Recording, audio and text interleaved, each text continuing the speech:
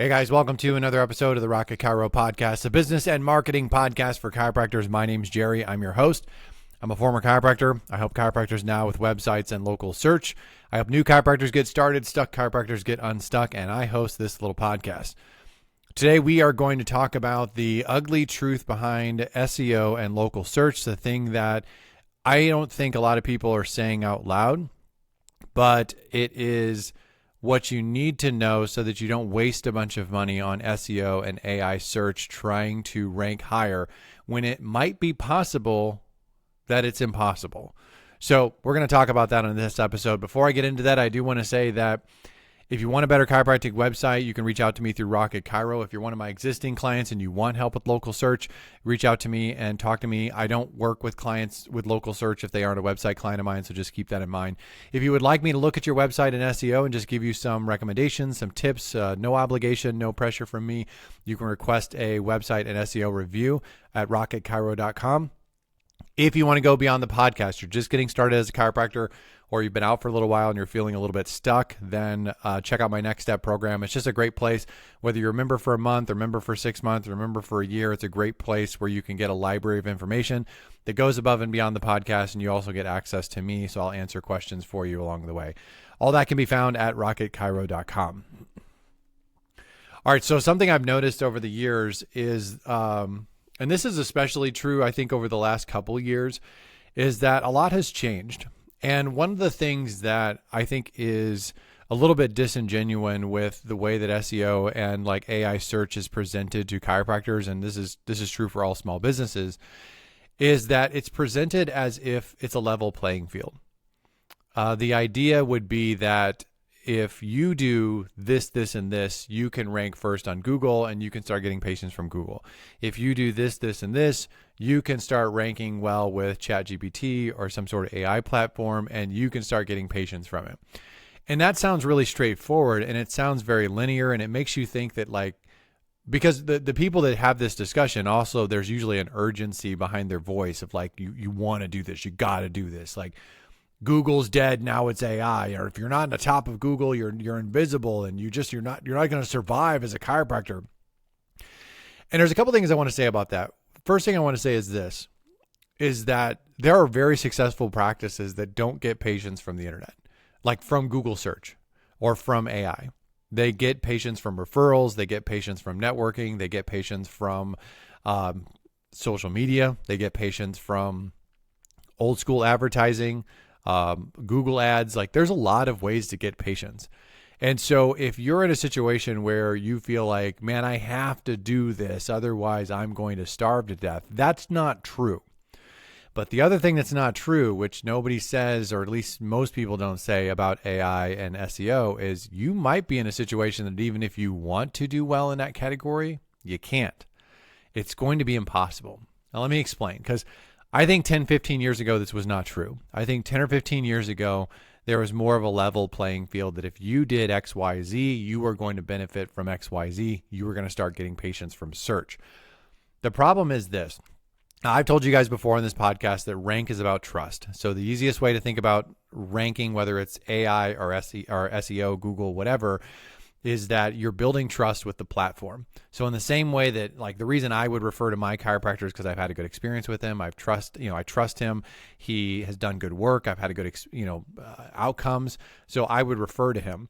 That Google and AI refer to you for the same reason. They trust you. They just don't build trust the same way. The metrics that Google and AI use are essentially in three categories. It's relevance, proximity, and prominence. Relevance means that if you're not relevant to the search, you're not going to show up in the search. So if somebody's searching car mechanic in Texas, in Dallas, you're not going to show up if you're a chiropractor, and you shouldn't, because it doesn't even matter if you're right next door to them.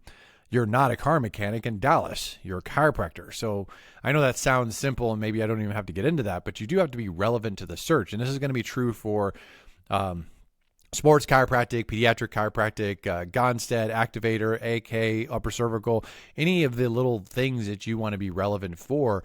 You have to communicate that in an appropriate way that Google and AI knows that you're about that thing. So you have to establish relevance. The next thing is proximity. You got to be close. When you do local searches, proximity matters a lot. And if somebody's in Dallas searching for a chiropractor in Dallas, they're not going to, like, these platforms aren't going to show this person somebody that's in Fort Worth. It's not that far away, but it's not Dallas. And so proximity matters a lot. And the more densely the population is of people and chiropractors in your area, the smaller that range is of how much reach you're going to have with local search, because proximity is an issue. So that's relevance and that's proximity. And I'll be honest with you, those are the two easiest things to do something about. The last one is the hardest, and that's prominence. It's also the one that's most important. At least it's long-term most important, because if you haven't laid the foundation with relevance and proximity, then it probably doesn't matter if you're prominent, if nobody knows what you're prominent about. But let's assume you've done those things correctly, because those are easy. And now we're going to move on to prominence, and we're saying, how do you become prominent? Well, Google leans very heavily into reviews. It's not the only thing that matters, but it does matter a lot. And if you want a quick and dirty assessment of who's the most prominent person in your area, or at least who has the potential to be the most prominent in your area, look at reviews. Because if somebody has 300-400 reviews and everybody else has 70 or 80, that tells you right there they have more people visiting their website, they got more people visiting their Google business profile, they got more people that are leaving reviews. Google has an affirmation essentially from these people, assuming that they're positive reviews, that this person is doing a good job. Pretty good indication of prominence. Things like backlinks, things like links coming into your website, things like how much information. If you have 15 different pages or 15 different blogs and 15 different articles on your page about pediatric chiropractic, there's a prominence to that, assuming it's done correctly, it's done well. There's a prominence to that. And what you end up with is if you have somebody that's like, oh, I mentioned chiropractic pediatrics one time on a services page. Which one of those is more prominent? And so there's a bunch of different ways to do it, but here's the thing. The problem with prominence is it's measured with metrics and it's rewarded over time. So this is a massive problem for people that are just getting started. Because what's happening in SEO and what's happening with AI search, and I say AI search, and it's like, well, AI search is brand new. Yeah, but AI search is leaning into the exact same stuff that Google leaned into, slightly different as far as like how it consumes it. But the bottom line is it's still looking at prominence. And if you're brand new, you do not have prominence built up. Or if you're relatively new or you have a small practice and you're in an area where there's these much bigger practices that have been around much longer than you. And the ugly truth that nobody's going to tell you is that you may dump tons of time and money into your SEO and Google search, or AI search, trying to rank well, doing exactly what you're supposed to do, nailing it, good strategy, good plan, executing it to a T, and you may very well dump $1,000, $2,000, $3,000 a month for a year, 2 years, and not get anything from it. That's the ugly truth. It might be a money pit. And that is coming from someone that I make money from people paying me to help them with these things.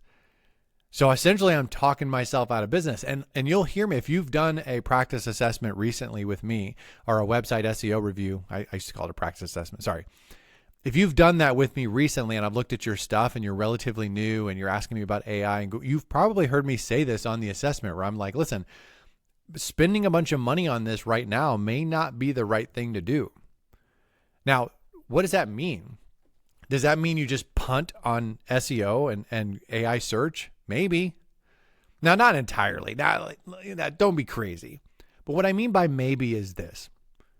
Is you may very well be in a situation that the smartest thing for you to do is take that money you have for marketing and just put it towards something else. That doesn't mean you can't do something to help build prominence in the meantime. And so here's going to be my advice to you.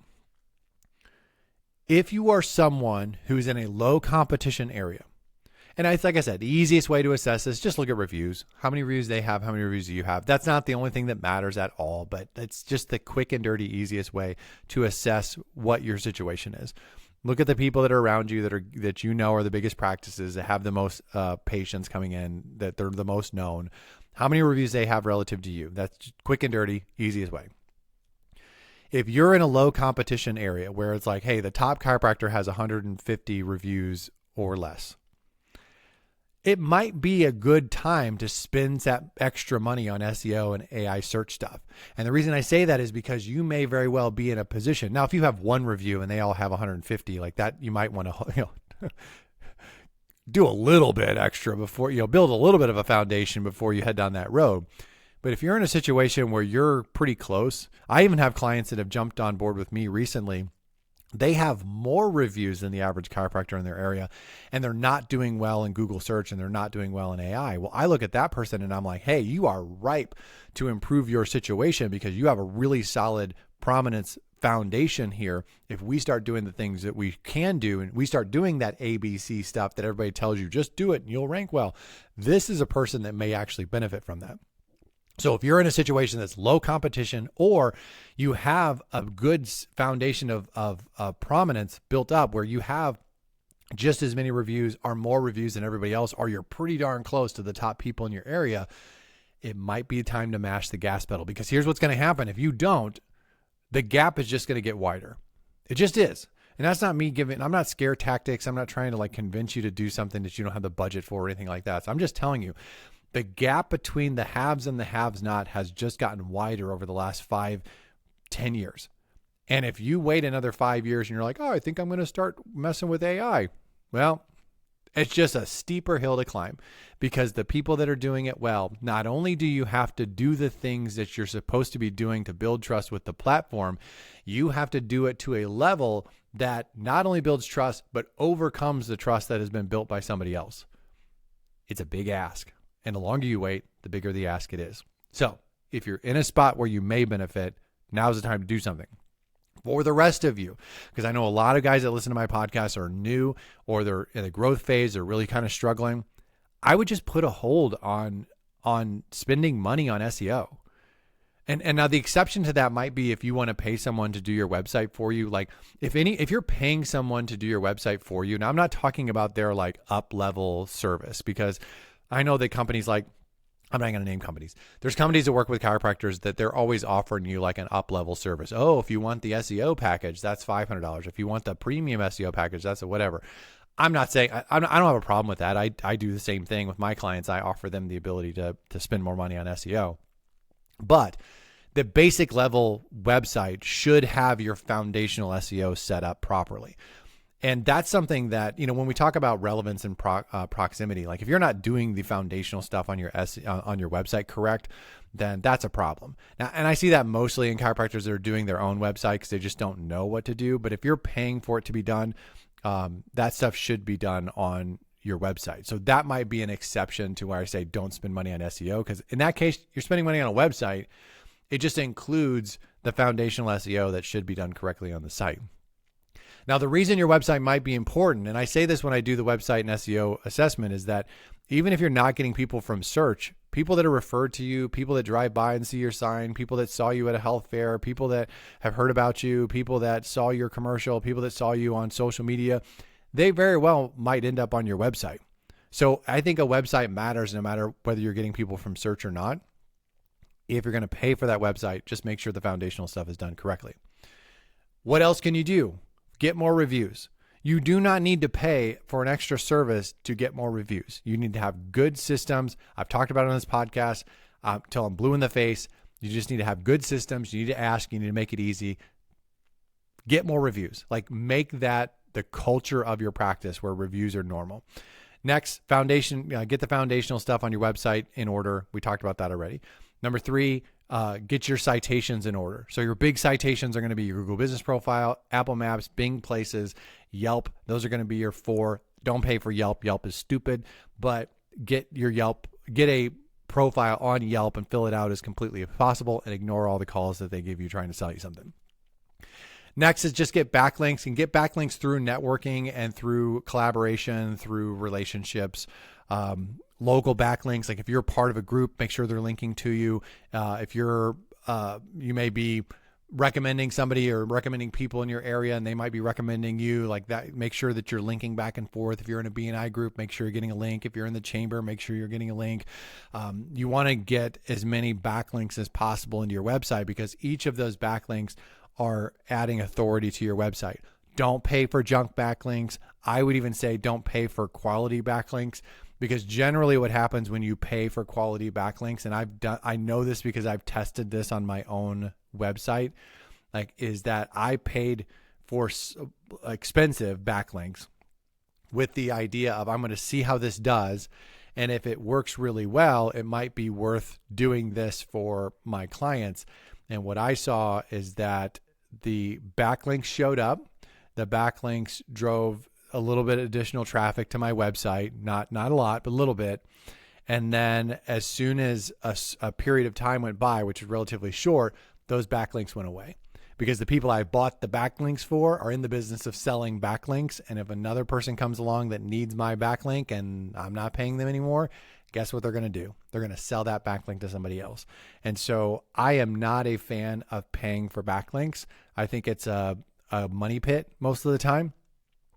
I do think that you can earn backlinks, like I said, through relationships, through networking, collaboration, being on somebody's podcast, having a podcast and having them on your podcast, writing blogs for somebody else, collaborating. If you're big on social media and that social media person is going to endorse you, or you're going to endorse them, you could put a page on your website, link to them, they can link to you.